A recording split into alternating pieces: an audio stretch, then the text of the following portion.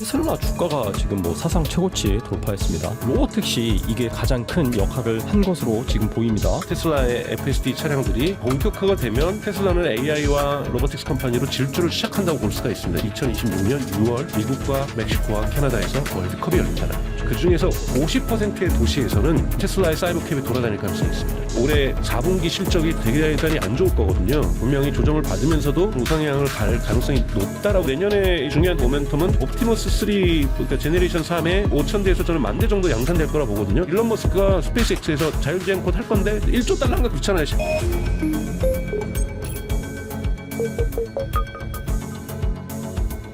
주식, 암호화폐, ETF까지 원픽 리포트.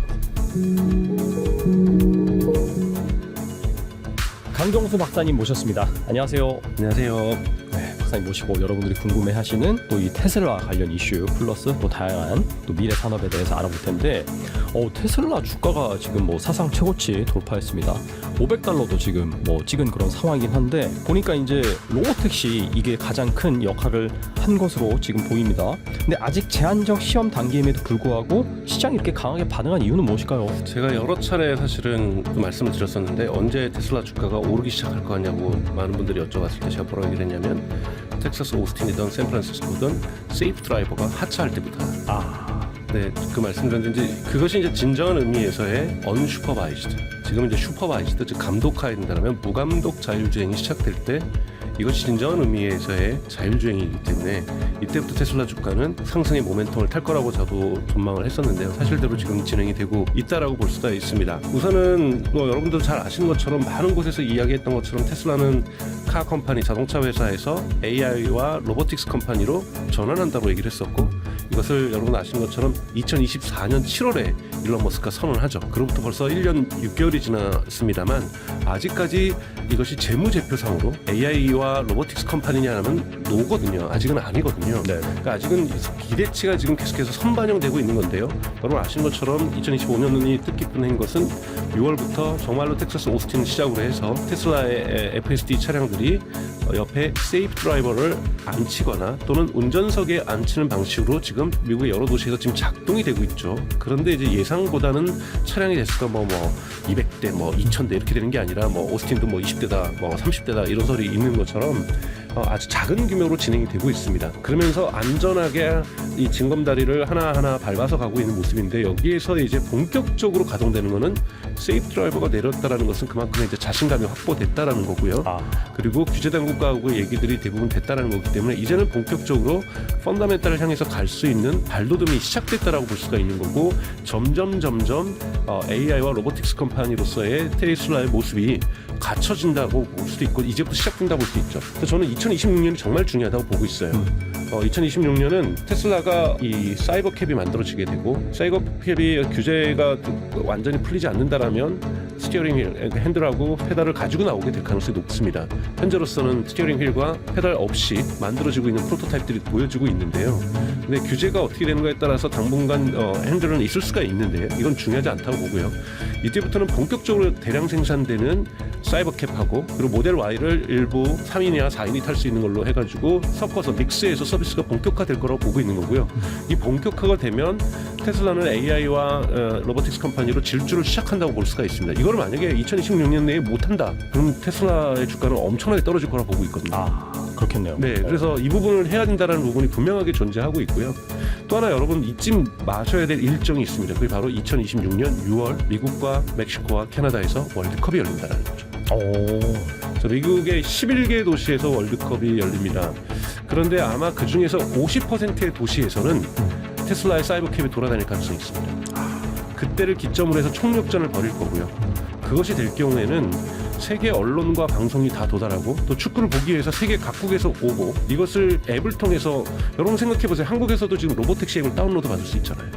저는 다운로드 받아서 설치하고 가입했지만 한국에서 호출할 수 있는 데는 없거든요. 이걸 왜 하고 있냐라고 여러분 생각해 보셨어요? 한국에서 로보택시 서비스를 시작하는 것이 아니라 미국과 캐나다와 멕시코에서 서비스를 시작하고자 하는 거죠. 그래서 미리부터 준비해서 관광객들이 왔을 때, 축구를 보러 왔을 때 경험해 볼 수 있는 것들, 이것은 전 세계로 이 경험치들이 확산될 수 있는 대단히 중요한 이벤트라고 할 수가 있습니다. 이 이벤트를 저는 노리고 있을 거라고 바보가 아닌 이상 분명히 노리고 있을 거라고 보고 있는 거고요. 그래서 지역들도 계속 확대하면서 공항에서부터 경기장까지, 경기장에서 숙소까지를 사이버캡이 운행하는 이런 모습들을 분명하게 보게 될 가능성이 있다라고 저는 생각이 듭니다. 이것은 명확하게 펀더멘탈상에서 엄청난 변화를 만들어낼 거라는 거고요. 그리고 뭐 한국에도 지금 모델 S하고 모델 X를 통해서 FSD 써보면 사람들이 서울 도심에서, 부산 도심에서 작동하는 걸 보면서 놀라고 있는 것처럼 이미 주행 데이터 속에서 이것이 학습되고 있는 거기 때문에 되게 저는 어떻게 비유하냐면 과거 좀 구식길에서 과거에 이 댐에서 구멍이 나면 처음에 이 물로 이걸 어떻게 막으려고도 하지만 결국은 댐이 붕괴될 수밖에 없는 자그마한 구멍이 댐을 붕괴시킨다는 것처럼 네. FSD는 완전히 다릅니다. 그래서 이러한 부분에서 그 변화 속도는 가속화될 거라고 저는 보는 것이, 제가 비유를 드는 것이 여러분 마이바흐를 타고 다니시면서 직접 운전사가 아니라 자가 운전을 하시고 또는 BMW 7호를 직접 운전하시는데 옆에 모델 Y가 다녀도 부럽지 않습니다. 아 신기하다. 신기하다. 그렇죠. 난 그분들은 대부분 그럴 거예요. 내 차가 더 좋은 걸 이렇게 생각하실 거예요. 네. 근데 옆에 모닝이 가는데 무감독에 언슈퍼바이즈 때 FSD를 하고서 모닝이 가는데 거기 있는 운전자가 서 있는 사람이 뒤로 돌아가지고 넷플릭스 보면서 막 웃으면서 가고 있고 유튜브 보면서 가고 있고 게임하고 가고 있고 의자 젖혀서 자면서 가고 있고 이러면 여러분 부럽습니다.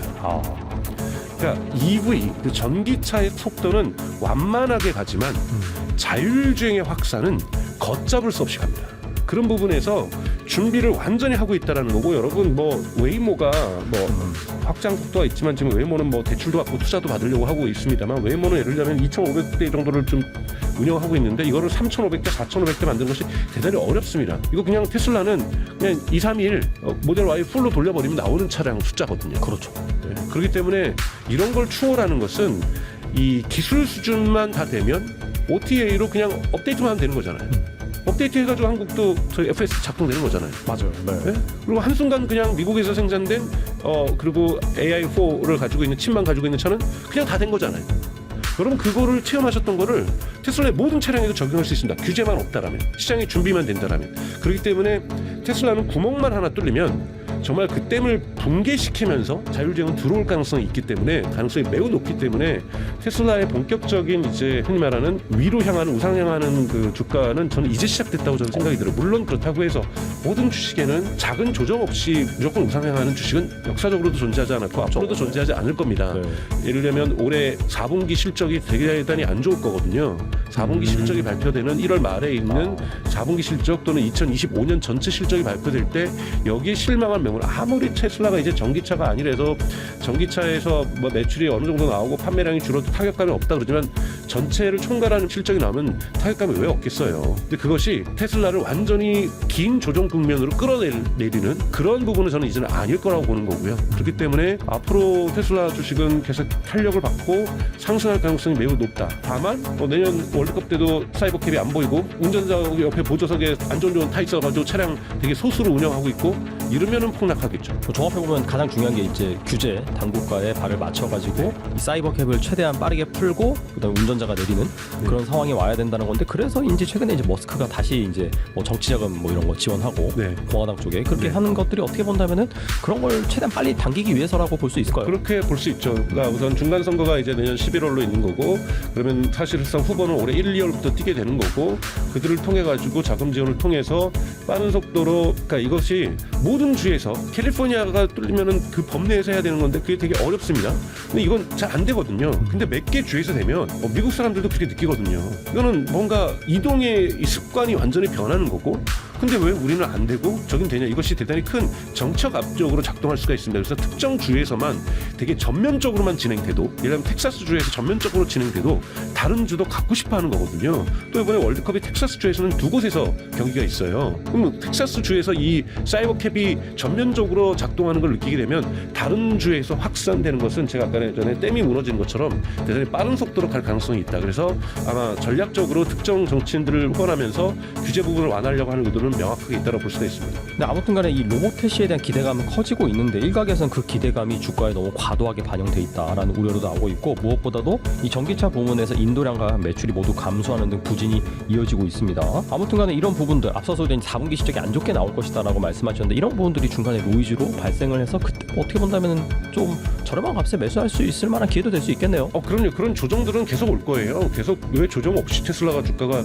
무조건 올라가기만 하겠어요. 그러니까 분명히 조정을 받으면서도 저는 우상향을 갈 가능성이 높다라고 말씀을 드린 건데 무조건 간다는 말씀은 아니고 투자 판단은 직접 하셔야 되는 거니까요. 그런데 실적이 2025년이 좋게 나오지 않으면서 그것도 분명히 시장에 여파를 줄 건데요. 지금 모건 스탠리라든지 이런 데서 기관 투자자들 우선은 자율주행과 FSD와 로보택시 부분을 같이 평가에 집어넣기 시작했잖아요.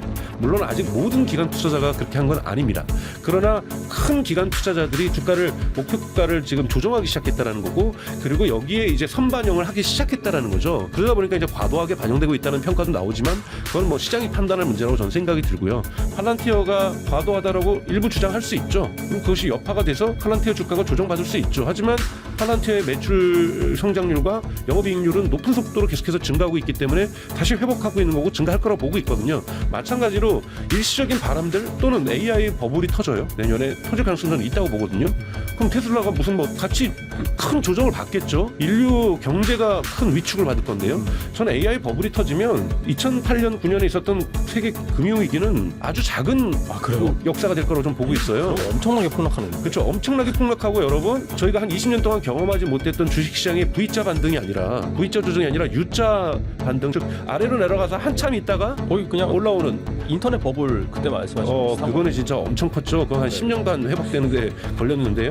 10년까지 걸리지 않을 거라고 저는 봅니다만 1년이 갈 수도 있고 2년이 갈 수도 있는 건데 그렇다면 테슬라 주식도 당연히 영향을 받겠죠.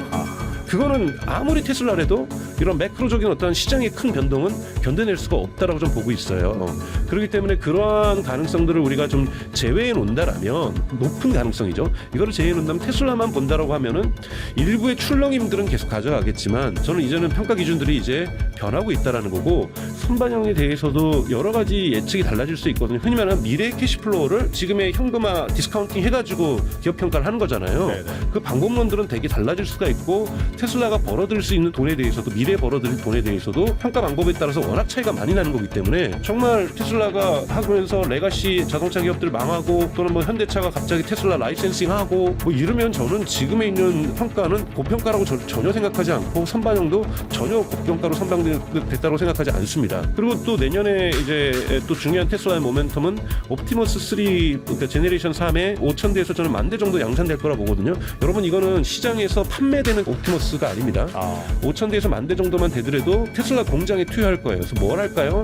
테슬라 차량에서 한국에 있는 테슬라 차량에서도 주행 데이터를 모았던 것처럼 이 로봇들이 공장에서의 업무 데이터를 수집을 하게 될 거라고 저는 보고 있어요. 그러면서 피지컬 AI를 완성시키는 단계로 마지막 단계겠죠. 즉 실증 데이터를 좀 더 만들어내면서 이 로봇의 어떤 유연성이라든지 이런 걸 테스트할 뿐만이 아니라 거기 들어갈 수 있는 두뇌라고 할 수 있는 것도 마지막 연마를 할 거라고 저는 생각이 들어요. 그런데 그것만 나와서 테슬라 공장에서 막 어떤 데서 1,000대 막 돌아다니고 있고 그러면 뭐 이것이 장관이고 스펙타클이고 그렇다면서 시장에 대한 기대감이 엄청나게 만들어질 가능성이 높다라고 보고 있고요. 그렇기 때문에 2026년은 테슬라 주식에 있어서는 역사적으로 중요하고 또 여기에 또 중요한 것은 일론 머스크에 대한 보상안 이번에 뭐 달러웨이에 있었던 재판이 대법원 판결이 좋게 나오면서 아마 이걸 촬영하는 오늘 22일인가요? 네. 오늘도 주가는 좋을 거라 좀 보고 있습니다만 보상안 전체에 보면은 시기가 정해져 있거든요. 시기를 앞으로 2년 안에 뭘 해야 되고 또 5년 안에 뭘 해야 되고 7년 안에 뭘 해야 되고 이게 다 시기가 12단계로 정해져 있단 말이에요. 이제는 일론 머스크가 스페이스X에서 자율주행 곧 할 건데 이거 그냥 뻥치고 그러면 안 돼요. 이걸 그러니까 시기별로 그 성과를 못 이루면 보상은 못 받습니다. 그렇기 때문에 적은 돈이 걸려 있는 게 아니잖아요. 그렇기 때문에 일론 머스크도 이거를 보상안을 정할 때도 시기에 대해서 대단히 보수적으로 잡았을 것이다. 그럴 가능성이 매우 높습니다. 그래서 머스크 보상안이 대단히 중요하다는 거. 35년에 가가지고 그때 성과만으로 평가해서 주는 게 아니라 단계별 목표가 시기별 목표가 정해져 있다는 거예요. 그렇기 때문에 2026년에는 반드시 사이버캡이 나와야 되고 반드시 옵티머스가 5,000대 이상 생산돼야 됩니다. 이 부분이 내년에 이루어진다라고 우리가 무난하게 이루어진다고 본다라면 대단히 큰 테슬라의 어떤 주식에도 극적인 저는 변화들이 있을 거라고 보고 있습니다. 예전에 뭐 사이버 트럭도 그렇고 그다음에 뭐 로드스터도 그렇고 뭐 언제 나온다 그랬다가 로보택시도 그렇고 뭐 언제 나온다 그랬다가 또 안 나오고 막 그런 리스크가 있었는데 근데 아예 그 시기별로 그 목표를 달성했을 때 받을 수 있는 보상이 정해져 있기 때문에 그 시기가 정말 달성될 가능성이 높아졌다 그렇게 봐야 되겠네요. 그렇죠. 그거를 안 따져보고 거기다가 사인했으면 바보죠. 돈이 한두 푼도 아니잖아요. 그렇죠.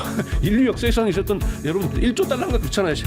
이 어마어마한 주식의 양이에요. 그거를 누가 그래 질러 저거 시간 그래 그럼 하자 고심하고 내부의 전문가들과 함께 평가하면서 이것의 현실화 시기들 또 이것은 여러분 로보택시도 그렇고 휴머노이드 로봇도 다 규제 이슈가 있는 거거든요.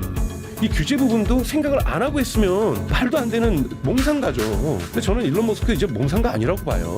그런 부분에 대해서 철저하게 더 펄스 프린시플을 적용하기도 하지만 이런 부분에 대한 시기들, 정치적인 규제의 어떤 변화들, 규제가 보수적으로 잡히고 늦게 풀리더라도 이것을 실현하겠다라는 계획을 가지고 그걸 따져보고 저는 진행을 하고 있다고 보고 있습니다. 아무튼간 일각에서는 자율주행 규제 완화와 로보택시 사업을 근거로 내년 주가가 테슬라가 이제 600달러, 강세 시나리오에서는 800달러까지 가능하다 얘기가 나오고 있는데 사실 박사님 말씀 들어보고 옵티머스 5,000대까지 추가되고 한다면 그 이상도 가능할 수 있겠네요, 진짜. 저는 그렇게 보고 있어요. 다만 변수가 있을 뿐이지 변수라는 건 아까 말했던 가능성이 없는 변수가 아니라 AI 버블의 폭발, 버블이 터지는 거죠.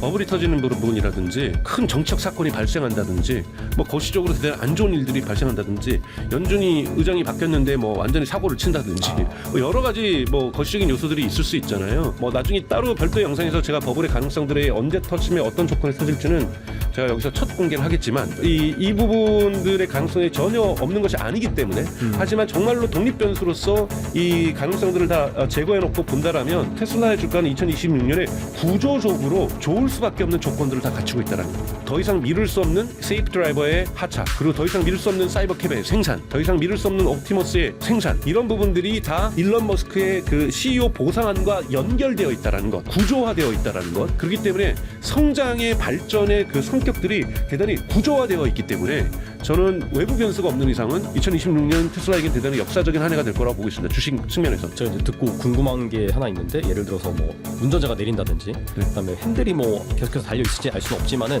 사실 완벽한 로보택시가 되기 위해서는 규제 당국과 협업이 필요하다고 말씀하셨는데 그 얘긴즉슨 만약에 사고가 났을 때 그 사고는 뭐 테슬라의 책임이다 뭐 이런 것도 다 정립이 돼야 되겠네요. 보험사랑도 얘기가 되고. 지금 슈퍼바이즈인데 언슈퍼바이즈드로 가면 사고 나면 테슬라가 책임지는 겁니다. 그래서 일부 주에서 하게 될 거고 그걸 위해서 보험도 가지고 있는 거고요. 그런데 사고가 날 거예요. 어떻게 사고가 분명히 나죠. 어떻게든 나죠. 네. 어떻게든지 납니다. 여기에 근데 만약에 특히 중국의 샤오미처럼 인명 피해가 난다. 그러면 테슬라 주가는 엄청난 부정적 영향을 받을 거예요, 여러분. 이것도. 근데 결국은 제가 주장하는 게 뭐냐면 우리가 크게 볼 때 사고가 나도 테슬라 주가는 흔들릴 거고 조정을 분명하게 받을 겁니다만 인류에 10,000명씩 매년 암으로 죽어가는데 제약회사에서 9,000명을 살리는 약을 만들어요. 하지만 1,000명은 암으로 죽습니다. 네. 9,000명은 암으로부터 치유가 완벽하게 돼요. 우리가 그걸 어떻게 보도를 할까요, 언론에서? 우리가 유튜브 방송에 그걸 어떻게 그냥 마법이 일어났다고 얘기할 거예요. 마법이. 인류가 지금 가려고 하는 길은 여러분 로보택시는 뭐냐면 내가 거기서 넷플릭스 보고 유튜브 보려는 거는 부차적으로 하는 거고요. 자율주행으로 가려고 하는 궁극의 자율주행의 목표는 뭐냐면 교통사고로 사람이 더 이상 죽지 않고 부상당하지 않는 사회로 우리가 가려고 하는 겁니다. 저는 중간 정도 단계 정도 가면요 인간 운전은 죄송한 얘기지만 법적으로 금지될 거예요. 물론 이것이 뭐 당장 뭐 내년에 일어난다 내후년에 일어난다는 얘기는 아니지만 궁극에 가서 갈 거예요. 이거를 이미 2017년 독일의 총리를 했던 앙겔라 메르켈이 그 얘기를 했어요. 지금 기술로도 우리는 자율주행을 이뤄낼 수 있다. 인간 운전자를 전면 운전 금지를 시킨다면. 하지만 그건 정치적으로 불가능한 거지만 언젠가는 이것이 가능해지는 때가 올 거라고 얘기를 하고 있어요. 저는 그때도 얼마 남지 않았다고 저는 생각이 드는 거고요. EV로 전환되는 것보다 훨씬 더 중요한 것은 훨씬 더 빠른 속도로 되는 것은 자율주행으로 전환되는 거예요. 부럽기도 하고 안전하기도 하고 이것은 큰 문제, 우리를 죽음으로부터 극복시켜주는 거잖아요. 부상의 위험으로부터 극복시켜주는 거기 때문에 이거는 무조건 옳은 일이기 때문에 한두 명의 사고가 나더라도 인간도 지금 매년 사고를 내고 있잖아요. 매년 내고 있죠. 네, 어마어마하게 내고 있죠. 음주운전으로 누가 다칠까에 대한 두려움이 사라지고 그렇잖아요. 음주운전이 살인의 행위라고 얘기하는 이유가 뭐예요? 그 음주운전 차량에 예상하지 못했던 차량이 저한테 질주해서 제가 다치는 거잖아요. 고령화 사회로 가면서 나이 드신 분들이 운전하면서 나는 사고에 대한 두려움이 사라지고 이것이 얼마나 여러분 좋습니까? 미국 같은 경우나 유럽 같은 경우 마약하고 운전하는 사람들부터 시작해서 얼마나 많은 위험 요소들이 자동차 속에서 가지고 있어요. 편리하지만 이런 부분이 사라지는 것이기 때문에 저는 이 수용성은 결국은 받아들여질 거고 몇 명의 안전사고가 나더라도 결국은 그 길로 저는 갈 거라고 보고 있습니다. 그럼 테슬라가 자체적으로 이제 보험을 가입하고 그렇죠. 사고 발생하면 보험금 지급되는데 사실 또 사람이 운전한 것보다 로보택시가 운전하는 게 통계적으로는 훨씬 더 사고율이 낮기 때문에 그런 부분 같은 경우에도 결국에는 뭐 소비자가 더 저렴하게 이용할 수 있는 하는 하나의 그런 시스템이 되겠네요. 그렇죠. 뭐 저는 이제 물론 이제 테슬라가 미국 전체주에서 보험업을 할 수는 있지는 않습니다. 전체주에서도 판매도 안 돼요. 온라인 판매가 금지된 곳들이 있으니까 딜러를 통해서만 판매되는 주들이 있는 거고 이런 규제적인 한계들이 명확하게 있습니다만 그런 것들은 이제 몇 개 주에서 아까 전에 말씀드렸던 것처럼 의미 있게 작동을 하게 되면 보험 같은 경우에 당연하게 자율주행이 되면 여러분 죄송한 얘기인데 자동차 보험회사는 문 닫아야 돼요. 그러네요, 진짜. 닫았습니다. 이런 부분들이 산업의 근본적인 질서 재편하는 거거든요. 여러분 자동차 물론 이제는 의료가 있어서 병원에서 고객들이 줄지는 않겠지만 여러분 병원에 응급실이 왜 생겼냐면 인류에게 자동차 사고 때문에 생긴 거예요. 처음 생겼던 것이. 병원에 응급실이 왜 있었겠어요? 급하게 다친 사람들이 자동차가 늘어나면서 많아졌고 이걸 해결하기 위해서 응급실 제도라는 것들이 만들어졌어요. 그러면 이렇게 산업과 함께 제도가 바뀌었던 거죠. 이러한 부분에서 이 제도가 다르게 또 모습을 바뀌어나갈 가능성들이 분명하게 존재한다. 그래서 응급실에서는 외상 환자가 많이 줄어들 수 있는 뭐 외상 환자가 사라지진 않겠죠. 다른 상태로도 있는 거니까요. 건물에 불이 날 수도 있는 거고 뭐가 붕괴될 수도 있는 거고 외상 환자의 가능성들은 많이 있습니다만 현대사회로 올수록 하지만 분명하게 자동차를 통해서 들어가는 병원에서의 사고들 이런 부분들은 줄어들 거고 가장 큰 걱정이자 이런 부분들은 보험산업과 보험업에서 종사하시는 자동차 보험 설계사 하시는 분들 이런 시장이 크게 축소될 거라고 보고 있습니다. 정말 큰 변화가 아닐 수 없다. 뭐 이런 생각이 들고 혹시 뭐 지금까지 뭐 테슬라와 관련해서 나눈 뭐 이슈 말고도 또 주목해야 될 이슈가 있을까요? 테슬라는 이제 집중을 한다고 한다라면 다른 이슈 있는 건 이제 딱 두 개죠. 그냥 로봇택시하고 휴머노이드 로봇. 이 부분에 대한 성과가 2026년에 반드시 난다라는 것. 나지 않으면 몰락한다라는 것. 이거 그냥 공식 너무 어렵지 않은 공식이기 때문에 외워두시면 될 거라고 저는 생각이 드는 거고 이 시기를 잘 준비하는 것, 어떻게 투자할 것인지, 어떻게 이 높은 가격 속에서도 여러분들이 현명하게 투자할지 이런 부분들을 이제 판단하시고 전략을 짜면 될 거라고 보고 있습니다. 이번엔 이제 중국 전기차 이슈 좀 살펴보겠는데 최근에 중국 전기차가 개인 정보나 영상 데이터를 수집해서 스파이 역할을 할 수 있다는 논란이 확산되면서 실제 규제와 정책 대응으로 이어지고 있습니다. 영국 국방부는 관용차로 도입한 중국 전기차에 국방부 기기를 차량에 연결하지 말라라는 뭐 스티커를 부착하기도 했는데 이런 보안 이슈가 중국 전기차의 글로벌 시장 확대에 제약으로 작용할 수 있을까요? 저는 제약으로 작용하지는 않을 거라고 보지만 그러니까 어떤 식의 제약이냐는 거예요. 그러니까 좀 전면 금지가 되거나 이런 일은 없을 거라는 거죠. 성장의 캡, 모자라고도 하고 뭐 위에 유리천장이라고 할 수 있는 최고로 성장할 수 있는 부분에 이러한 한계의 선이 그어졌다라는 것은 분명해요. 네. 그러니까 보안 이슈는 미국도 보안을 핑계로 중국의 전기차가 미국의 수출이 금지된 것이 아닙니다. 200%의 관세가 있는 거죠. 그렇죠. 네. 200%의 관세를 바이든 행정부 때 매겼는데 그때 했던 것이 뭐냐면 여기에 있는 전자기기를 통해서 흔히 말하는 백도어 같은 것이나 블랙박스를 통해서 미국의 중요한 보안시설과 안보시설에 대한 정보가 중국으로 넘어갈 수 있다라는 혐의. 확증 아닙니다, 여러분. 혐의를 가지고 목리를 부린 거죠, 미국 정부에서. 그런 부분들이 존재하는 거고 이번 영국에서 나온 것도 그래서 그 BYD 차량 탑승 금지가 아니죠. 차량 금지가 아니라 여기에 국방부의 기계를 연결하지 말라라는 스티커가 붙었다라는 거죠. 그렇기 때문에 이런 보안 이슈는 계속해서 있을 수 있는 거고요. 그런 걱정들이 뭐 계속해서 등장할 거라고 봐요. 그래서 예를 들자면 고급 차량으로서 EV가 진출되는 데 있어서 중국 EV가 진출하는 데서 한계가 있을 거다. 즉 정부 관용 차량으로 쓰는데 한계가 있을 거다. 국방부 차량으로 쓰는데 한계가 있을 거다. 뭐 항만 시설용 차량으로 쓰이는데 한계가 있을 거다. 뭐 이런 보안상과 관련된 이런 뭐 공항 차량으로 쓰는데 한계가 있을 거다. 이런 한계들은 계속해서 등장할 가능성이 높습니다. 그러나 지금 유럽 시장을 제패하고 있고 동남아 시장을 제패하고 있고 남미 시장을 제패하고 있는 중국의 어떠한 전기차의 질주가 속도가 조금은 완화될 수 있어도 이 질주 자체가 멈출 거라고 저는 보지는 않습니다. 그 BYD가 사용 중인 자체음 디램만 76조 원 규모로 불어나고 부채 비율도 290%를 넘었다는 분석이 나옵니다. 대형 제조사의 부실이 협력업체 연쇄 파산으로 번질 수 있다는 우려가 커지고 있는데 현재 이 BYD 상황을 어떻게 보시나요? 재무제표상으로 이제 어음은 흔히 말해서 미지불 금액이잖아요. 벤더들한테 1차 벤더들, 2차 벤더들한테 지급을 해주는 건데 재무제표상으로 이 어음은 부채로 잡히지 않잖아요. 그래서 이게 숨겨진 부채다는 주장이 있는 거고 이 어음덕을 합치면 지금 부채율이 290%가 될 거라고 얘기를 하는 거고 BYD는 공식적으로 자기네 부채는 70%다. 이렇게 주장을 하고 있어요. 그래서 이거는 대출을 받은 거거나 어서 투자를 받은 거거나 이렇게 땡겨온 거죠. 그렇기 때문에 이 70%를 그들이 얘기를 하면서 이것은 다른 기업들에 비해서 낮다. 사실상 포드나 이런 데는 81%이기 때문에 그런 기업에 비해서 높은 건 아니에요. 100%도 넘지 않으니까요. 근데 이제 한쪽에서 주장하는 것은 이 어음을 부채로 아직 안 잡고 있기 때문인데 이 어음이라는 것 자체도 사실상은 부채니 이 어음을 잡으면은 부채 비율이 290%까지 간다는 주장이 있는 거죠. 그래서 주장과 주장이 싸우는 건데요. 이것이 흰거 사태처럼 막 부동산 막 중국에서 붕괴되고 이 연쇄 도산 부도 효과가 그러니까 이 도산이 연쇄 작용으로 일어나는 걸로는 저는 가능성은 없다라고 보고 있어요. 다만 지금 중국에서 시장 조정 중이라는 것, 시장 조정 중이라는 것은 BYD의 이윤율이 떨어질 수밖에 없고 BYD가 지금 최고로는 저렴한 차량입니다만 50%까지 할인하잖아요.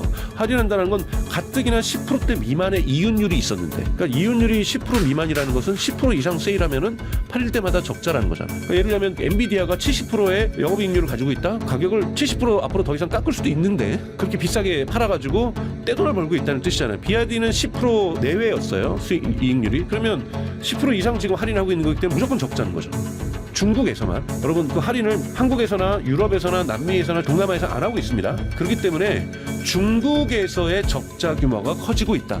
이거는 팩트가 맞죠. 그러나 BYD 전체가 전 세계에서도 이것이 적자 판매를 하고 있냐? 이거는 과장된 주장일 수 있다라고 저는 보고 있어요. 그래서 여러분 이 조정하는 과정 제가 지난번에도 말씀드렸는데 지금 129개의 전기차 회사가 있습니다. 중국에. 이거는 앞으로 조정해서 줄어드는 거가 안 좋은 것이 아니라 중국 정부가 목표로 하고 있는 거예요. 너무 많다라는 거죠.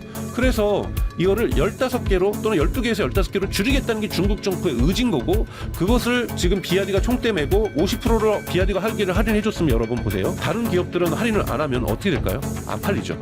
안 팔려서 망하거나 BYD도 지금 그래도 해외에서 많이 팔리잖아요. 이거의 이익으로 상쇄시켜서 컴펜세이션 시켜서 그래도 일부 적자일 거예요. 견디겠죠. 부채를 좀 더 지면서. 그런데 다른 데서는 해외에서 잘 안 팔린단 말이에요. 그러면 BYD만큼 팔려고 하면은 가격을 안 깎아서 안 팔리거나 깎아도 엄청나게 팔 때마다 엄청난 적자를 내야 되는데 이 적자를 견딜 수 있는 구조화가 안 되어 있으면 많은 데가 훨씬 더 부도가 나고 도산이 날 겁니다. 즉 BYD의 벤더들이 어음을 못 갚아서 부분적으로 어음이 안 돌아갈 수도 있죠. 자금 순환이 속도가 떨어지겠죠. 이러다 보니 아마 일부 자동차 시장의 중국 자동차 시장의 경색은 분명하게 발생할 겁니다. 하지만 BYD가 뭘로도 돈을 법니까 여러분?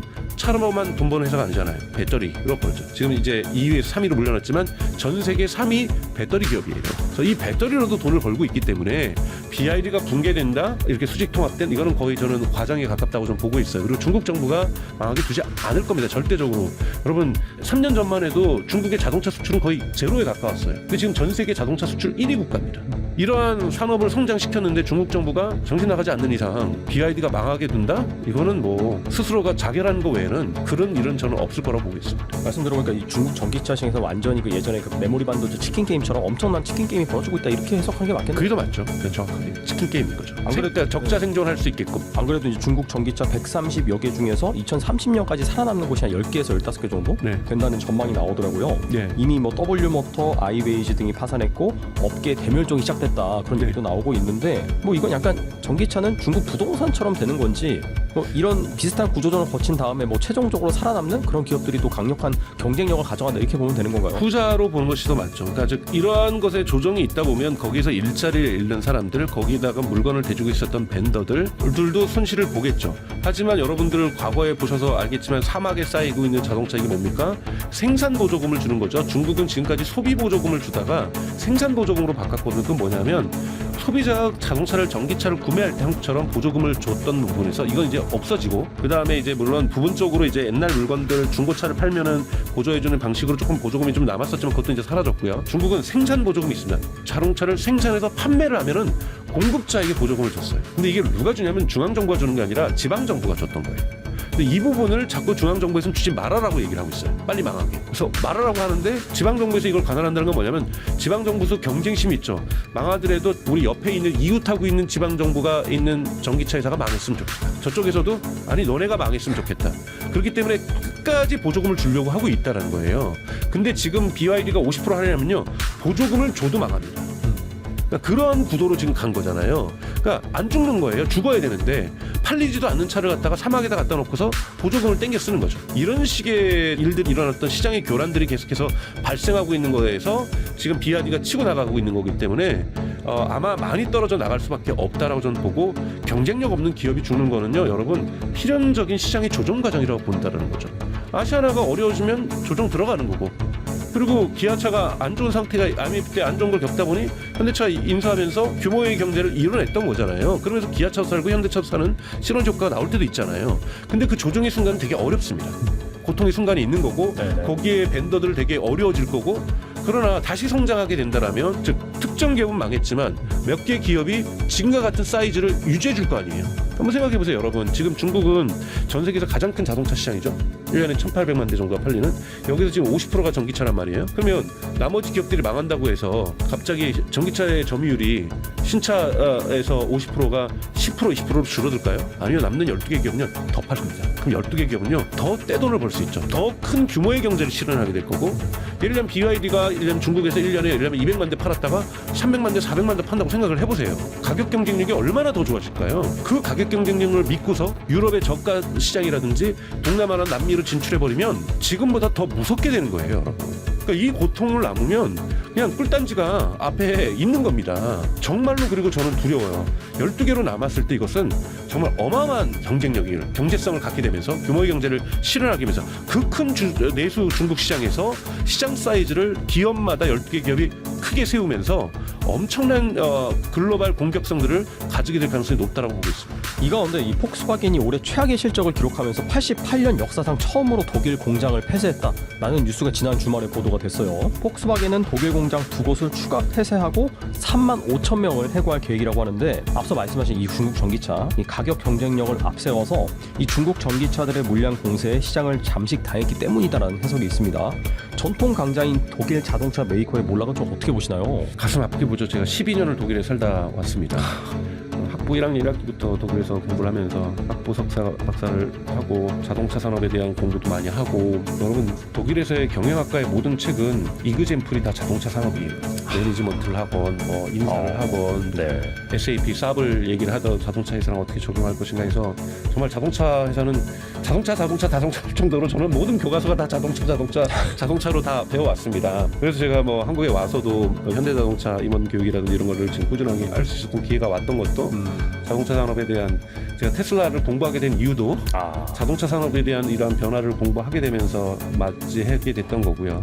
폭스바겐이 특히 디젤 게이트 사건으로 큰 위기를 겪으면서도 디젤 게이트가 폭스바겐에게 좋은 기회가 됩니다. 왜냐하면 내부에 있었던 내연기관 임원들을 검찰들이 속아내줬거든요. 그러면서 전기차의 임원들이 승진하고 IT 임원들이 승진하는, 이러면서 뭔가의 질서 재편들을 할 수 있었던 힘을 축적했지만, 저는 이번 폭스바겐의 위기는 독일 제조업의 위기라고 저는 생각이 들어요. 첫 번째는 위기의 시작은 중국에 대한 의존도 때문이었죠. 폭스바겐 전체 매출을 보면 2000년도에 전체 매출을 보면 약 전체 매출의 33%가 중국에서 이루어져요. 그래서 중국의 폭스바겐이 중국 직원들도 엄청나게 뽑았어요. 그래서 제가 나중에 내가 석사과정쯤이었었나? 제가 학부할 때는 제가 한 반에 예를 들면 200명, 300명이었으면, 학부 때는 좀 규모가 크니까요. 독일은 경영학과하고 경제학과하고 같은 통합되어 있습니다. 학부는. 진짜 중국 애들이 국비 유학생들 5명 앉아있으면 많이 앉아있었거든요. 제가 졸업할 때쯤, 석사 졸업할 때쯤에는 반에 한 100명 앉아있으면요 50명이 중국 사람이었어요. 절반이요. 네. 왜냐하면 이 친구들은 학점 D로 졸업해도 좋아요.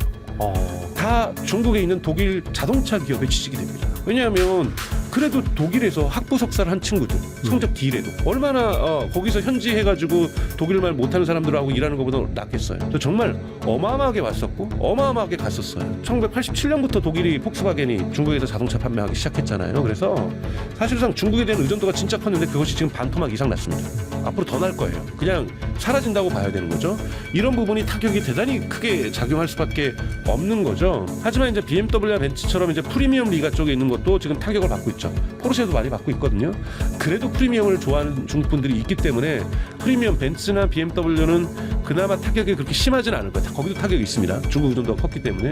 이것이 1차 시발점이었지만 자 보세요. 전기차로의 전환을 독일 스스로도 열심히 했어요. 그런데 배터리 공장 하나 못 만들고 버티컬 통합을 해야죠. 한국이 지금 현대기아차가 잘 하는 것도 중요했고 플랫폼도 잘 만들었지만 한국에 있는 2차 전지 기업들도 많은 도움이 됐던 거거든요. 경쟁들이 생기면서 가격도 저렴해지고. 중국 보세요. 전기차를 가면서 전기차만 만들었나요? CATL이라든지 BYD라든지 버티컬하게 완전히 배터리부터 새롭게 산업을 재편했잖아요. 여러분 중국은 SDV라고 해가지고 뭐 저는 그런 용어 쓰는 거 별로 안 씁니까? 차에 들어간 소프트웨어요. 독일 중국 국가가 표준화 시켜버렸어요.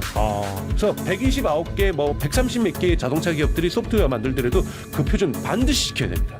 그러면요 표준과 관련된 소프트웨어의 벤더들이 어마어마하게 늘어나는데 다 통일된 거라기 때문에 그 발전 속도가 무진장 빠릅니다.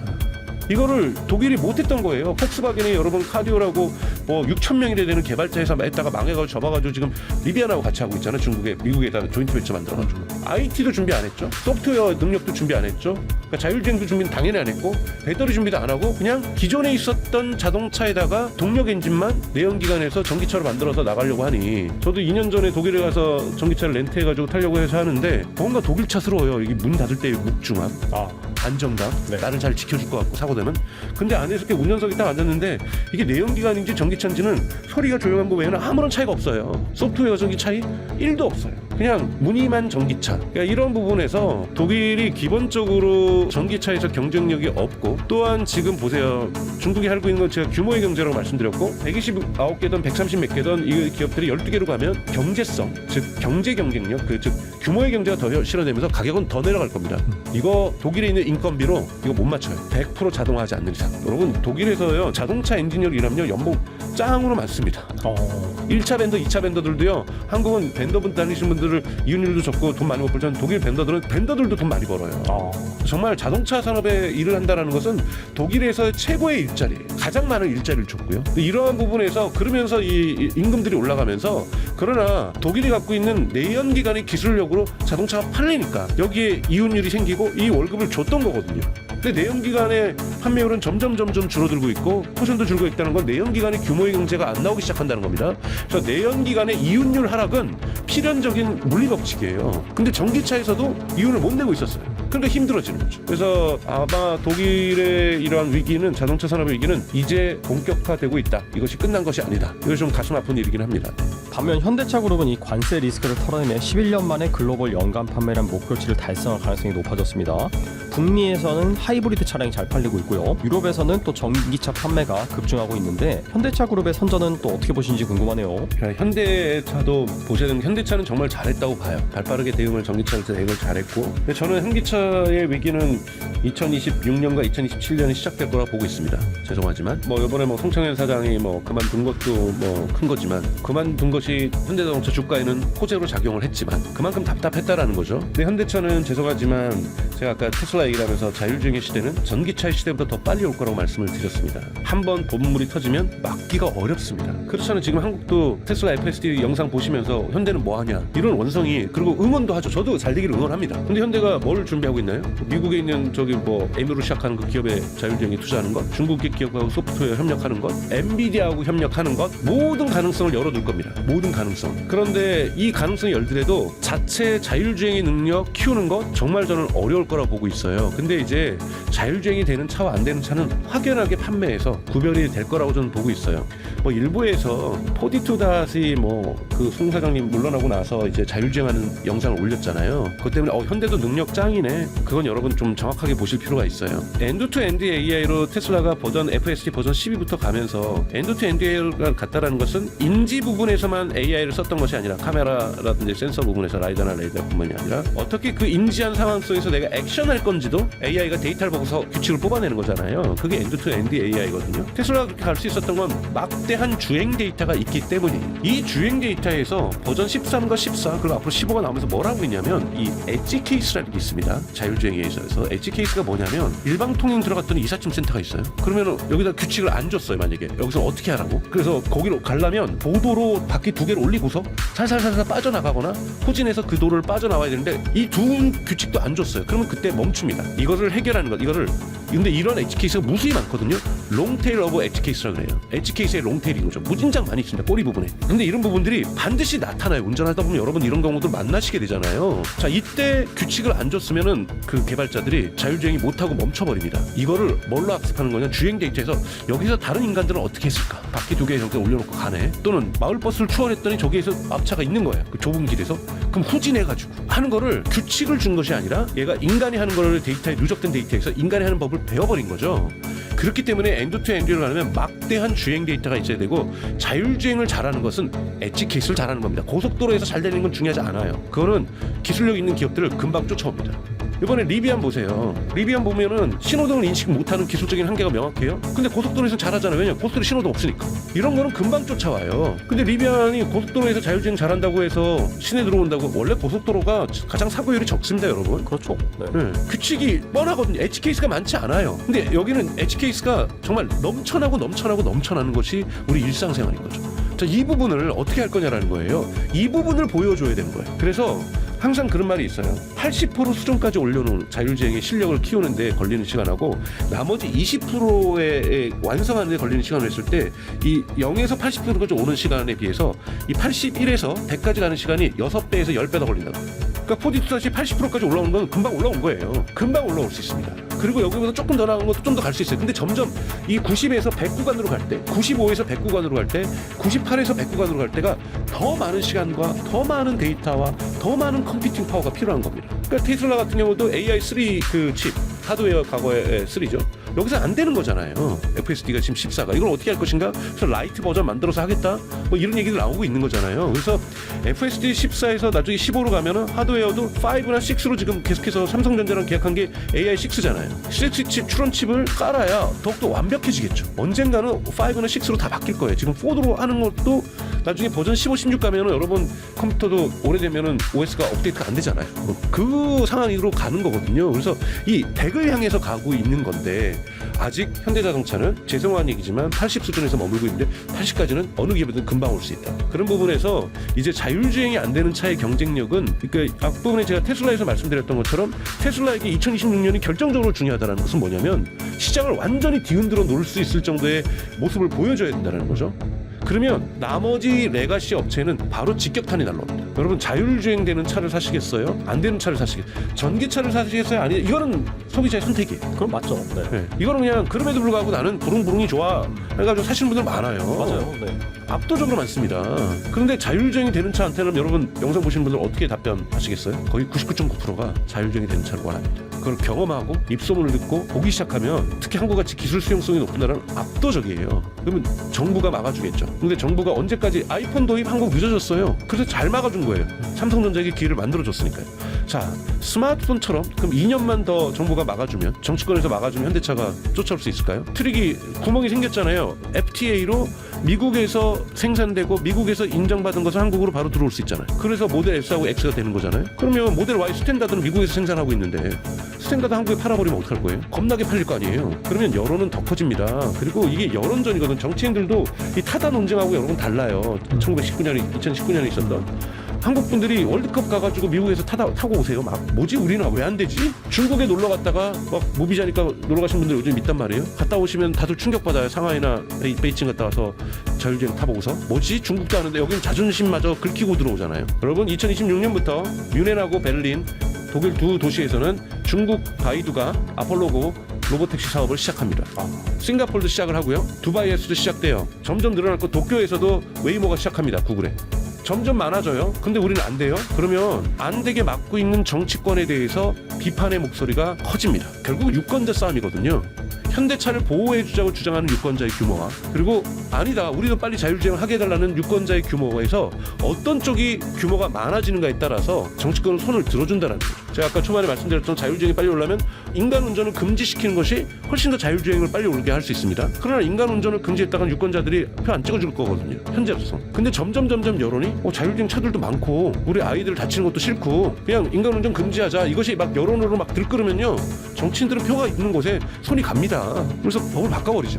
그래서 저는 현대차에게 남아있는 시간은 2년 정도 남아있다고 보고 있어요. 그래서 올해 좋았고 내년에도 어느 정도 좋을 겁니다. 근데 그 이후로는 어떻게 장담할지 2027년에 어떻게 장담할 수 있을지는 저는 모르겠어요. 우리나라 사람들이 워낙 또 이런 거 막 신기술 받아들이고 잘하죠. 경험하고 유튜브에 올리는 거 엄청 좋아하니까 이게 진짜 일방울파 엄청 빨리 퍼질 것 같아요. 말씀 들어보니까. AI 관련해서 여쭤보겠는데 앞서서도 이제 AI 버블 관련해서 또 이제 중요한 시그널이 있다라고 말씀해 주셨습니다. 뭐 마이클 버리가 최근 AI 버블 가능성 경고에서 또 화제이기도 하고요. 그다음에 최근에 뭐 오라클이라든지 브로드컴 시적 발표가 나서 또 버블 논란 때문에 주가 하락하기도 했는데 이 버블은 어떻게 보시나요? 저는 버블이라고 생각해요. 버블이 뭐가 나쁜가요? 버블은 나쁘지 않습니다. 버블이 있어야 투자도 모이고 신기술에 대한 과감한 투자도 이루어지고 인재도 모이고 경제가 바꾼다는 건 버블 없으면 어떻게 바꿔요? 붐이 일어나는 거잖아요. 붐이 일어나면 여기에 항상 붐이 일어나면 여러분 항상 그렇잖아요. 사기꾼이 모이죠. 투기꾼이 모이고 그러면서 안 좋은 모습들도 있어요. 100% 깨끗한 모습으로만 버블이 일어나는 거 인류 역사 한 번도 없었어요. 제가 꼼꼼하게 다시 읽어보니까 더 이코노미스트에 나왔던 글인데 37회 정도의 기술 버블이 인류 역사상 존재했더라고요. 근데 3번 터졌어요. 첫 번째가 철도 버블 영국에서 1840년, 그다음에 1880년 미국에서의 에디슨이 전구를 막 깔면서 전기 회사들의 버블 터졌습니다. 그래서 많이 망했죠. 세 번째가 여러분 아시는 2000년 전후에서 있었던 닷컴 버블이 터졌던 거죠. 닷컴 버블이 터지면서 거의 회복되는데 10년 가까이 걸렸잖아요. 주가가. 우리는 닷컴 버블을 마지막으로 U자형 회복형 주식시장을 구경한 적이 없어요. 정말 다 금융위기 때도 내려갔다 올라왔잖아요. 2, 3년 네네. 다 빠른 속도로 V자 반등만을 저희가 금융위기 때 U자 반등이 좀 있었죠. 그때를 제외하고는 거의 한 15년 동안 우리는 U자 반등이라는 것을 경험해보지 못했는데 저는 반드시 U자 반등 될 겁니다. 여러분 버블이 터진다고 가정해보세요. 엔비디아 반도체 안 팔리겠죠? 버블이 터졌으니까요. 자, 반도체 안 팔리겠죠? 그러면 엔비디아 매출 줄어들겠죠? 그러면은 룰 오브 40 수치 낮아지겠죠? 그럼 엔비디아 주가가 폭락하겠죠? 일시적이지만 그러면 거기에 물건을 같이 했었던 가치 사슬에 있는 SK 하이닉스 매출을 크게 급감하겠죠? SK 하이닉스 무슨 똥병가요? 주가 폭락하겠죠? 삼성전자 주가 어떻게 될까요? 폭락하겠죠? 한국에서 한국 주식시장에서 SK 하이닉스하고 SK 삼성전자의 주가가 폭락하면 한국 어떻게 될까요? 공포 분위기 속에서 다 던지겠죠? 그렇죠. 네. 여러분 정말 어마어마한 고통의 순간이 버블이 터질 경우에 올 겁니다. 자, 그럼 버블이 언제 터질 건가? 언제 안 터질까를 보는 것이 되게 중요하죠. 저는 두 가지 조건을 보는 것이 되게 중요하다고 저는 보고 있어요. 브로드컴이라든지 뭐 오라클 부채로 짓고 있다, 뭐 이 돈을 대고 있던 캐피탈 자산 쪽에서 뭐 협상이 결렬됐다, 이런 거는요 앞으로도 계속 일어날 거예요. 이거는 지금 버블을 형성하면서 경제가 크게 전환하고 있기 때문에 이러한 바람들이 불 때마다 잔가지들이 흔들리는 거, 이건 구조화되어 있어요. 끊임없이 버블론이 등장하면서 주식을 끌어내릴 겁니다. 그러니까 부분 조정이죠. 저는 근데 이거는 근본적으로 버블이 터진 거하고 다른 거예요. 버블이 터진 건 아니거든요. 그래서 우상향으로 계속 가겠지만 버블이 터지기 전까지는 이러한 조정 국면은 구조적으로 자주 나타날 것이다. 그래서 저는 그런 것에 크게 쫄 필요는 없다라고 저는 생각이 들거든요. 그런데 버블이 터는 건 저도 겁나요. 저희 자산도 문제가 되는 거고, 그렇죠. 경제가 안 좋아지면 일자리도 문제가 되는 거고, 연쇄 효과는 어마어마할 거거든요. 정말 저는 IMF보다 한국이 더 충격받을 가능성도 있다고 보고 있어요. 그러니까 정말 클 겁니다. 생각해보세요. 지금 현재 한국 경제 이끌고 있는 건 겨우 반도체잖아요. 그리고 자산시장에서 주식시장에서 이제 겨우 지금 막 코스피 이렇게 올려내고 있는데 이거 붕괴된다고 생각해보세요. 그리고 이것을 비투하셨던 분들 대출 갚아야 될 거 아니에요, 그 시기에. 근데 주식은 종이 쪼개야 되겠네. 파산하네. 연쇄 부도와 파산이 일어날 거예요. 이거는 정말 엄청난 재앙입니다. 그래서 안 일어날도록 저는 해야 된다고 저는 생각이 드는데, 파산될 수 있는 가능성과 안 일어날 수 있는 가능성들 두 가지를 보셔야 되는 첫 번째는 전력입니다. 요즘 전력난 중요하고 발생하고 해서 전력주들 막 올라가고 있잖아요. 근데 지금 월스트리트저널에서 지난주에 기사가 나왔어요. 중국하고 미국의 전력 생산량의 변화입니다. 중국 2015년부터 할 때 중국은 이렇게 거의 45도 각도로 전력 추가 생산량들이 올라가고 있어요. 미국은 완만하게 있습니다. 아주 낮은 각도로 올라가고 있어요. 이렇게 되고 있거든요. 2015년부터. 중국은 여러분 내몽고 지역에다가, 중국의 정책은 뭐냐면 이스트 데이터, 웨스트 컴퓨팅 전략이에요. 동쪽에서는 데이터가 만들어지고 서비스들이 만들어지고, 지금 데이터 센터가 어디로 가냐면 컴퓨팅 방은 서쪽으로 가고 있습니다. 내몽고 지역 서늘해요. 그러니까 냉각하기도 좋습니다. 네. 거기에 엄청난 풍력과 엄청난 태양광과 엄청난 수력과 엄청난 원자력 발전소가 4개가 지어지면서 인류 역사상 가장 빠른 속도로 전력이 증가하고 있어요. 파이낸셜 타임즈는 10월 달에 중국을 전력의 나라라고 명시합니다. 그리고 2015년에는 중국이 훨씬 더 킬로와트당 전력이 미국보다 비쌌어요. 지금 중국이 0.3달러, 미국이 0.6달러입니다. 중국이 2배 싸졌어요. 한국은 미국보다 2배 비쌉니다. 그래요? 독일은 미국보다 3배 비싸고요. 그러니까 이러한 여러분 전력난에 따라서 데이터 센터를 어디다 짓겠어요? 싼 데다 짓죠. 전력을 저렇게 많이 쓰는데요. 정말 많이 쓰거든요. 근데 미국이 물리적으로 여러분 원자력 뭐 SMR 지면 되는 거 아니야? 말도 안 되는 소리예요. SMR 지면요. 여러분 빨리 지면 전 원자력 발전소 찬성하는 사람이에요. 네. 가장 빨리 지면 몇 년 걸릴 것 같으세요? 원자력 꽤 오래 걸린다고 들었어요. SMR도 여러분 7년 걸려요. 빨리 걸어 해봤자 7년 다 짓고 나면 그때 가서 짓잖아. SMR로 전력하겠다 데이터 센터? 그럼 버블 터지는 거예요.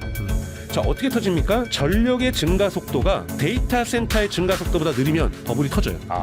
왜냐하면 지금 여러분 오픈AI 혼자서 미국 땅에 지려고 하는 것이 전력 데이터 센터가 20기가와트 데이터 센터예요. 10년 안에. 자, 10년 지난 다음에 짓겠다가 아니라 10년 과정 속에서 계속 져서 20기가와트를 미국 땅에 짓겠는데 이게 원자력 발전소 20개 필요한 거예요. 오픈AI만 추가로.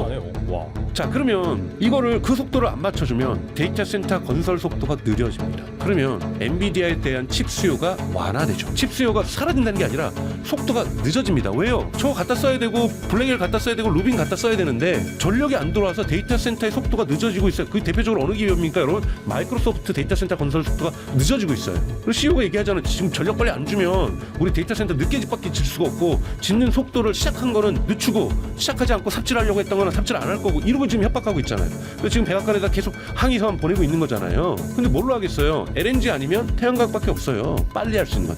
2년 안에 공급할 수 있는 건 여러분 딱 두 가지입니다. LNG하고 또 LNG 지금 발전소 엄청나게 짓고 있는 거고 태양광도 짓고 있어요. 왜? 두 개밖에 없으니까. 원자력도 지어요. 근데 이거는 7년 후, 8년 후 쓸 수 있는 거고. 근데 7년 후, 8년 후 가면 그때 우리 데이터 센터 짓자면 우리 여러분 100% 버블 터집니다.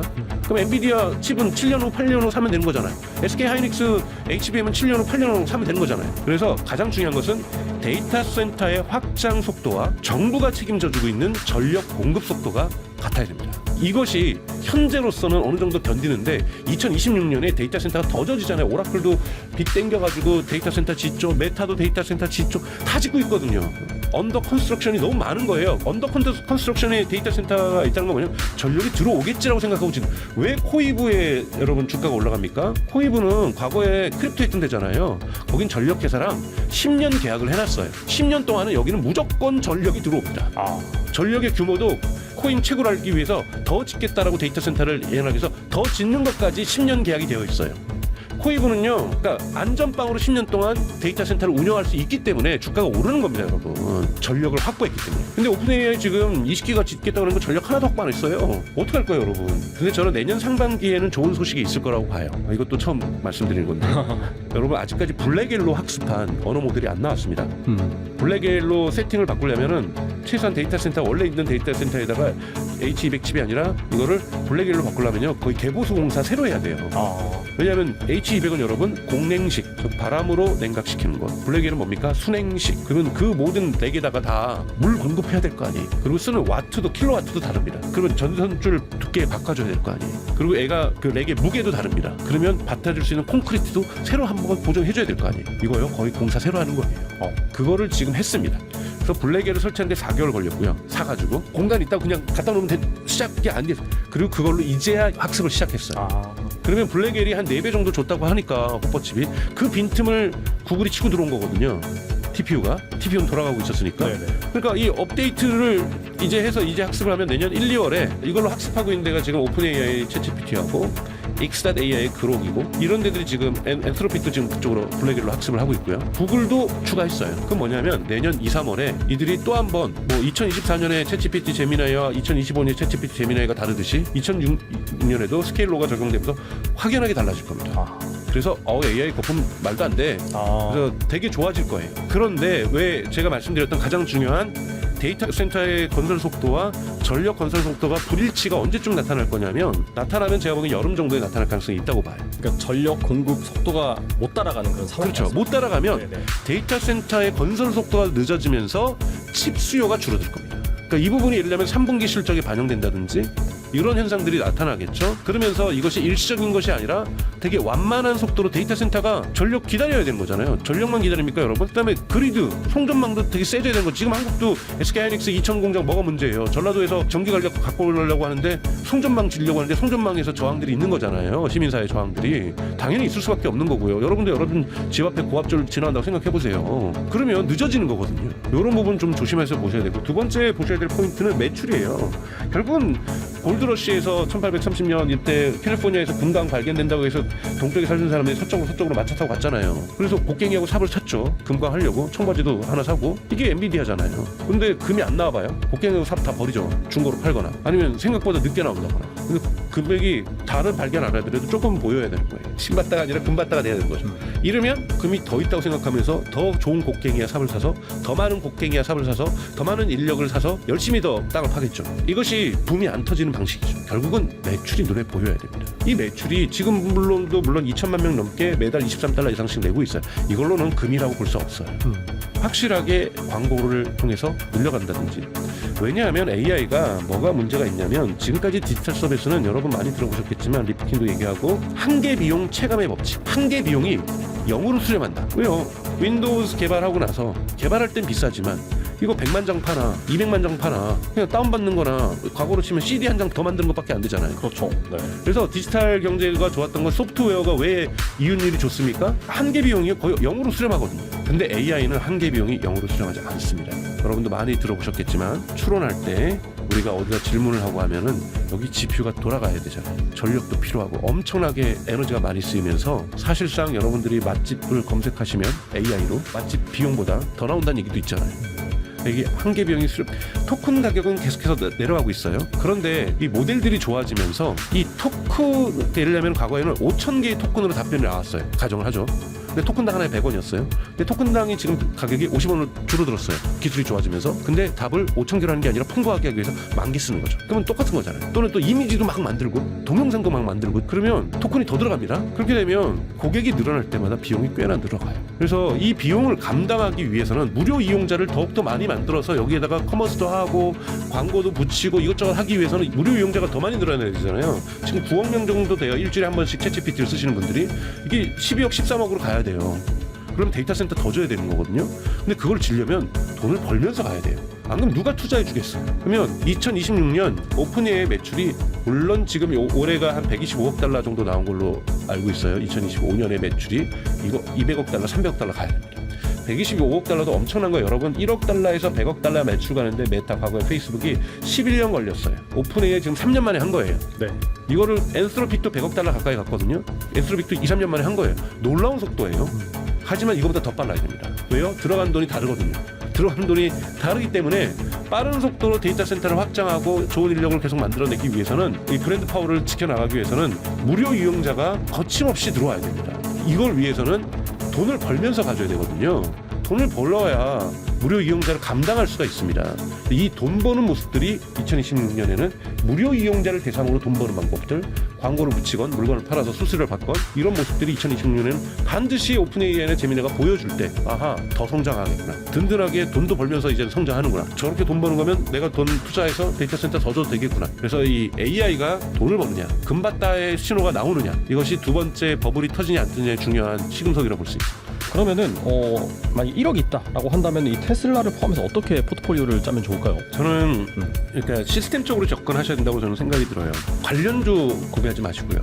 지금 우주 관련주 지금 엄청나잖아요. 아 맞아요. 네네. 스페이스X 상장하면 사면 되죠 그냥. 저는 그렇게 생각하거든요. 핵심주를 사는 게 더 중요하다. 왜요? 앞으로 버블이 터질 수도 있고 안 터질 수도 있어요. 전 터진다라고 말씀드린 게 아니라 터질 가능성이 두 가지를 말씀을 드린 거고요. 분명히 위험 요소가 있단 말이에요. 그러면 내가 5년 뒤에도 크게 성장할 기회 어딘가를 보시는 것이 되게 중요하다는 거죠. 그냥 버블의 시점을 제가 뭐 마술사도 아니고 그걸 어떻게 맞춰요? 신도 아니고 못 맞춘단 말이에요. 그러면 이거는 닷컴 버블이 터졌어도 인터넷 시대는 반드시 왔습니다. 레일웨이의 버블이 터졌어도 레일웨이 철도는 지금도 중요한 산업이고 전기의 버블이 터졌어도 전기 없는 삶을 우리가 생각할 수 없는 것처럼 AI 없는 삶을 생각할 수 없는 경제로 저는 전환될 거라고 보는 데는 확신해요. 마이클 베리도 그 부분을 의심하지는 않았어요. 그 와중에서 너무 이 흔히 말하는 거품이 많다라는 거지 AI가 세계를 바꿀 거라는 거에서는 마이클 베리도 의심하지 않습니다. 저도 당연하고요. 근데 거품이 터질 가능성이 존재하죠. 그러면 골간에 있는 핵심주에 집중하는 것이 저는 맞다고 저는 생각이 들어요. 이것이 대표적으로 테슬라가 될 수가 있는 거고요. 저는 팔란티어도 분명하게 OS로서 AI OS입니다. 팔란티어는. 그러니까 기업이 오퍼레이팅 시스템 운영 체계를 깔아야 되는데 그것이 팔란티어이기 때문에 팔란티어의 가능성은 아무리 거품이 터진다 할지라도 이 시장의 성장 가능성은 있고요. 거품이 터지면 1차적으로 충격은 크게 받겠지만 저는 아무리 구글의 TPU가 치고 올라와도 엔비디아는 대단히 중요한 AI의 시스템, 골간이라는 거죠.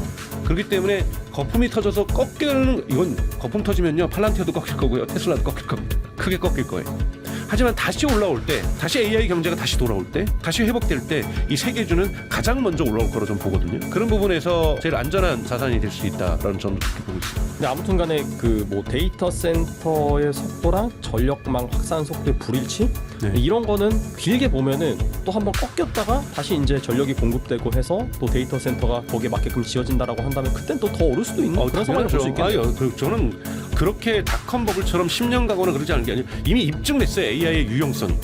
이미 입증됐어요. 그 비즈니스 모델들이. 그래서 버블이 터지더라도 5년 가고 뭐 10년 가고 이러진 않을 거라고 저는 봐요. 다만 이제 걱정되는 것은 그리고 과거 닷컴 같은 경우에는 파이낸싱이 100%로 자산이 운영됐다라면 지금은 빅테크들이 자기네 현금 캐시플로우로 50%를 대고 있어요. 그리고 25%가 기관 투자자들이 지금 돈을 대는 거고 25%가 사모펀드거든요. 프라이빗 이쿼티인데 이 25%는 연쇄 작용이 발생할 수 있습니다. 데이터 센터에. 근데 지금 절대적으로 지금 너무나도 많은 돈이 들어가고 있기 때문에 이 25%도 작아 보이지만 액수로는 되게 크거든요. 네. 여기에서 어떠한 연쇄 반응을 일으키면서 부도나 파산이 규모가 어떻게 될지는 누구도 모른다라는 거죠. 그러면 이 파동이 크고 2008년 모기지 위기도 마찬가지잖아요. 이렇게 꼬여 있을지 몰랐던 거잖아요. 실타래처럼. 네. 그걸 누구도 모르기 때문에 위기의 폭을 제가 말씀을 못 드리겠어요. 하지만 위기의 폭이 꽤 클 수도 있다라는 거고 그런데 회복 탄력성은 전 되게 강하다고 보고 있습니다. 정리를 하면은 또 버블이 터질 가능성이 있으니까 뭐 어느 정도 현금을 모아두셨다가 방금 그렇죠. 말씀하신 버블이 터졌을 때 남은 현금을 아까 말씀하신 뭐 테슬라나 팔란티어나 그런 쪽으로 정말 1등 주식으로 중심으로 포트폴리오를 딱 구성해놓고 투자를 하면은 몇 년 후에는 정말 큰 부를 안겨줄 수 있는 그렇죠. 좋은 선택지가 될 수가 있다. 맞습니다. 그렇게 현금을 갖는 것도 요즘 그래서 중요한 팁으로 나오죠. 네, 1시간 넘게 또 박사님과 이 테슬라와 AI 관련된 또 다양한 투자 팁에 대해서 알아봤는데 또 버블 가능성도 또 충분히 말씀해 주셨기 때문에 여러분이 현명하게 이렇게 어느 정도 현금을 남겨놓으시고 기회가 왔을 때 잘 잡으신다면 정말 이 AI로 인한 나의 부를 쌓아가는 데 있어서 좋은 그런 이정표가 될 수 있을 거라고 생각이 됩니다. 지금까지 강정수 박사님 좋은 말씀 감사합니다. 그렇습니다.